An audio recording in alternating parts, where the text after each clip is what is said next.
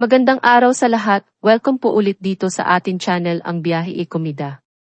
Punta tayo sa atin topic. Jessa Zaragoza, Rufam Quinto, magkakausap pa ba?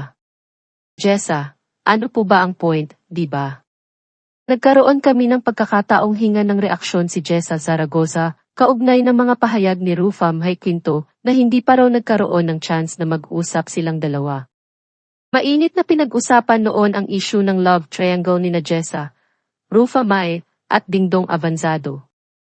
Nang mag-guest si Rufam sa Sarap Diba, muling naungkat ang hidwaan nila ni Jessa nang tinanong ito ni Carmina Villaruel. Hindi kami nagkaayos. Wala nang dapat ayusin, lagpas na. Baka magalit na naman, pakli ni Rufam. Move on na saka may mga anak na. Maglulola na nga kami eh. Masyado nang matagal, binaon na yun sa limot, sabi pa ng comedian. Nakatsikahan ng Pep Troika ang mag-asawang Dingdong at Jessa noong Biyernes, August 23, 2024, sa Cinema 76, Morato Avenue, Quezon City. Hiningan namin ng reaksyon si Jessa sa sinabi ni Rufam. Ikaw talaga. Bulalas ni Rufam sa akin. Safe na lang ang sagot ni Jessa nang tinanong namin ito sa kanya. Maraming nag-send sa akin na mga kaibigan ko ng interview niya and everything. Nabalitaan ko naman yun. Ang masasabi ko lang dyan, wala akong masasabi, natatawang sagot ni Jessa. Hay naku, peace sa lahat talaga. Wala akong masasabi. Kasi alam ko na walang patutunguhan na maganda kapag yung nagbabalikan pa ng ganun. Ano ba naman ang point, di ba? Saka positive lang ang gusto natin. Sa edad natin, mag-45 ka na, gusto mo, puro positive na lang, dagdag niya.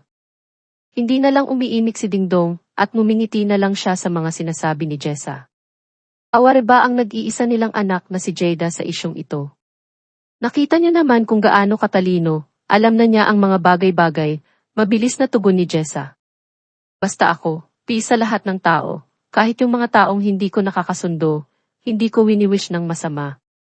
Kasi yung mga ganun, ikaw na ang magdadala nun Kaya ako napaka-grateful ko at very blessed. Para ang kapal naman ng mukha ko kung magninega pa ako. Sobrang blessed na nga ako sa asawa ko na very supportive sa akin. Masaya yung marriage namin. Hindi perfect pero nandun yung pagiging content, dagdag ng phenomenal diva. 23 taon ng kasal sina Jessa at Dingdong noong March 18, 2024. Ang daughter nilang si Jada ay 21 years old na. May pagkakataon ba na muntik na silang magkahiwalay?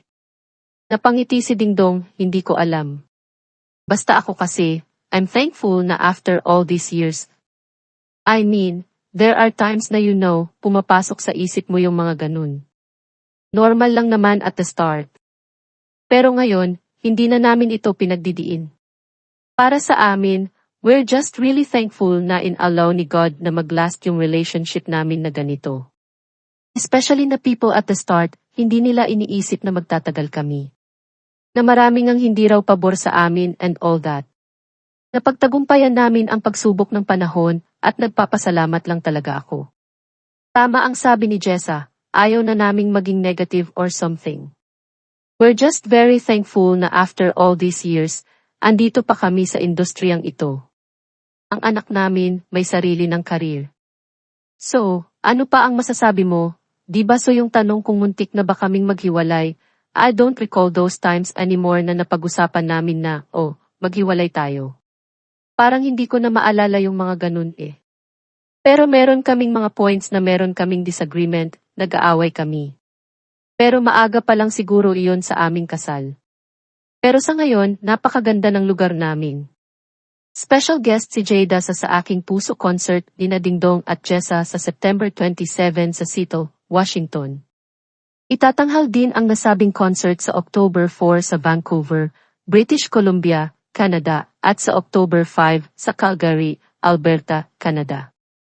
Samantala, yung album ni Jada na sa Girl Hours ay nakatakdang ay release sa August 30, Biyernes. 8 kanta ng pambansang sad girl ang nakapaloob doon. Ang dami Kasama na na. nag-send. Actually, sa hospital ako noon Papagaling ako sa ito sa operation sa vocal cords ko. Maraming nag-send sa akin ng mga kaibigan ng mga Nung interview na yun. and everything. So, nabalitaan ko naman yun. Ang masasabi ko lang dyan, wala akong masasabi. Ay nako, peace to everyone. Oo. Wala akong masasabi.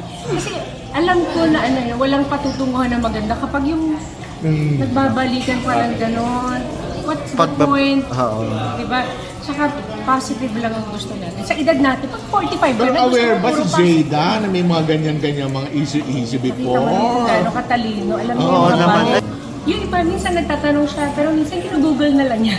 Ayun, so okay na yun, So di ba? dapat happy ang lahat. Oo, dalawa. Ano lang yan, basta ako, peace sa lahat ng tao. Kahit yung mga taong hindi ko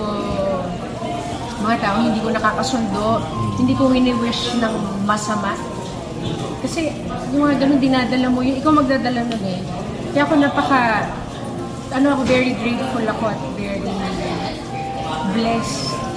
Parang kapal naman ang mukha ko kung magnenega pa ako. Sobrang blessed na nga ako sa asawa ko na very supportive sa akin. Masaya yung marriage namin. Hindi perfect, pero andun yung pagiging content. At yan ang atin latest showbiz chika update for today. Huwag kalimutan mag-subscribe. Click the notification bell for more showbiz chika updates. Like and share the video at pakisuportahan po ang atin Facebook page.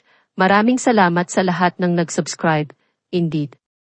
Magandang buhay sa lahat, paalam.